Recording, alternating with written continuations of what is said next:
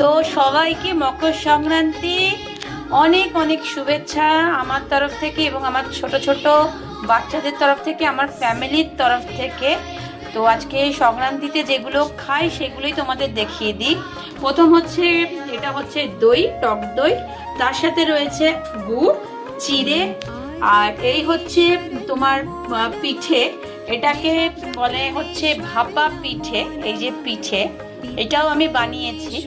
আর এইটা হচ্ছে তোমার নড়েল গুড়ের মিষ্টি, একদম গুড়ের মিষ্টি, যেটা আমি পুজোতে ভগবানকে নিবেদন করেছি, সেটাই আমরা প্রসাদ পেয়ে যাব।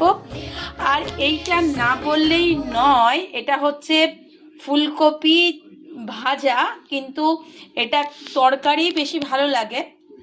যাই হোক, আমরা বাঙালিরা চিড়ে, দই আর পিঠে আর গুড়ের সাথেই থাকি আজকের দিনটা।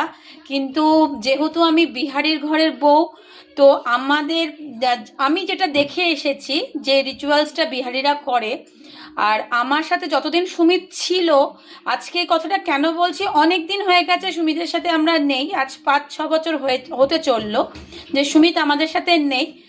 তো সুমিত যেখানেই থাক ভালোই থাক, ভালো থাকতেই গেছে, ভালো থাক। তো আমি ফুলকপি আলু তরকারিটা করিনি, মটরশুঁটি দিয়ে। আমি প্রত্যেকবারের ন্যায় এইবারেও ফুলকপি ভাজা করেছি। এটা জাস্ট আর্তের আর সোহাগের খুব একটা ফেভারিট একটা ভেজিটেবলস, ফুলকপি ভাজা, তাই আমি এটা আজকে রাখলাম। কিন্তু কোনোবারই রাখি না, কিন্তু ভেজে ওদের দিই। মনটা হয়তো ভীষণ খারাপ হয়ে যায় এই জিনিসগুলো মানে দেখাতে। আমি শো আপ পছন্দ করি না, আমি শো আপ করতে চাই, নিজেকেও দিই না, আর বাচ্চাদের সাথেও করি না, বা তোমাদের সাথেও করি না। যেটা করি রিয়েল করি, বা যে ঘটনাগুলো আমার লাইফে ঘটছে সেটাই তোমাদের দেখাই।